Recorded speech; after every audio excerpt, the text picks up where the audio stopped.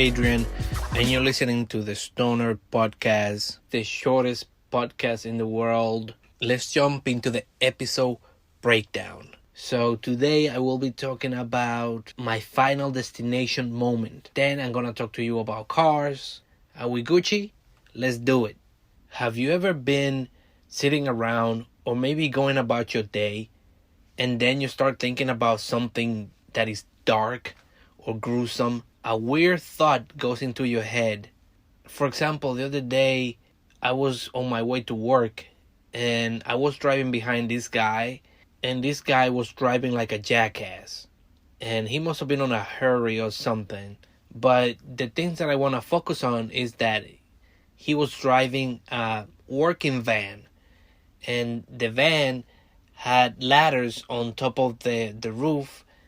And for whatever reason, I was driving behind the dude, and I didn't think about, oh, he might cause an accident because he's driving like a douchebag. But my thought was, what if one of those ladders just gets loose and just flies off, crashes through the windshield, and shave my head clean off?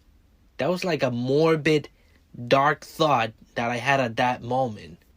I think a lot of people have those thoughts, but I feel like I have them enough so that I know it is a thing. I'm usually not surprised when I have these kinds of thoughts. I'm like, oh yeah, that's that thing that happens when I space out, and all of a sudden I start thinking things that could happen, that could go wrong. And in my head, I usually picture the things that led on to that accident. It plays out like a movie. You know, like that Final Destination movie? You guys are probably familiar with it. I'm there watching the mechanism that holds the ladder to the van just go through many instances of rain, snow, wear and tear. And eventually, little by little, that metal that holds the ladder on the van starts wearing out, to the point that the second I'm behind it is when it gives out. You know what I'm saying? Like, everything is being set up in such a way that it's gonna end up with me behind this guy and letting go. Now, what are the odds of that happening? And then I wonder, what if this guy is not as detail-oriented as I would be, for example? And then he just forgets to check on these mechanisms. That mechanism starts wearing down. And then I start moving towards this guy. And when I say I start moving towards this guy, I mean our lives are about to intercept. So during my life, I'm doing my thing. I'm going to work, going home, whatever personal business I have to take care of, I'm taking care of that.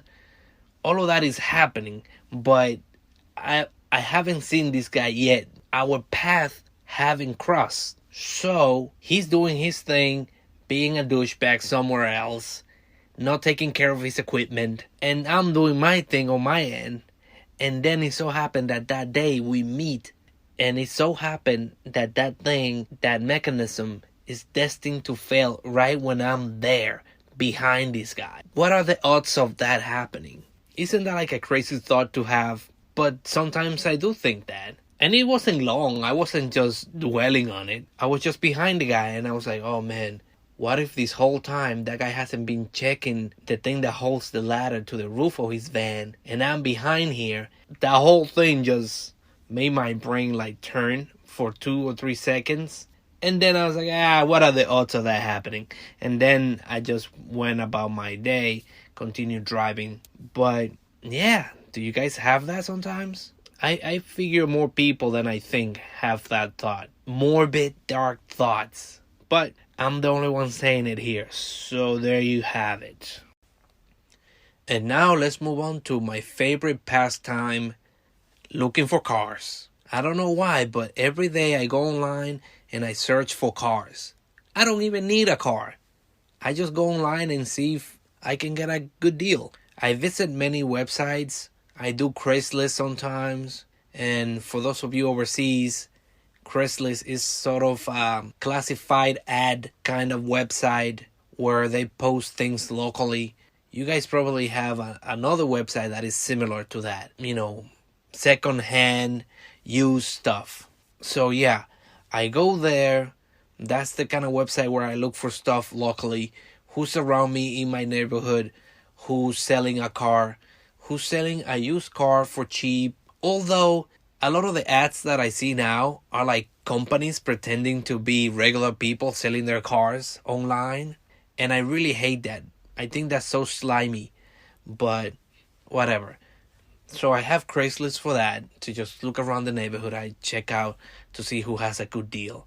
And sometimes I do see a good deal.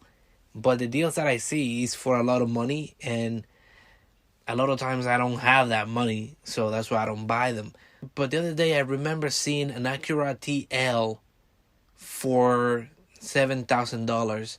And it had like 75,000 miles. Which I think is pretty good on an Acura. And I didn't get it because I didn't have that amount of money on me at the time. But if I had it, man, that would be great. I think that was a good deal. I do believe it was a 2008 Acura. For those of you who want to check on the pricing, I don't know. But yeah, and then I have other websites that are for out of state, because Craigslist doesn't allow you to check other places other than your neighborhood or your state. But you go to Google and you type in all state Craigslist, and then it will give you like one or two websites that you can go, and it will give you all the results from all the states using Craigslist. So that's pretty cool. So I go there sometimes. And then I have another website that is only focused on old school cars. So I go to that too. It's nuts. I have a problem. But that's kind of my fix. I need to go to these websites. And one by one, I need to go through them. What's new? Since I go there so frequently, I don't have to spend too much time in them, because I already seen the inventory. I usually just gotta see what's new. And can I get a good deal for it? So, yeah, that's kind of my thing. But the reason I bring this topic up is because yesterday I was looking for a car again, for no apparent reason, just wanted to look.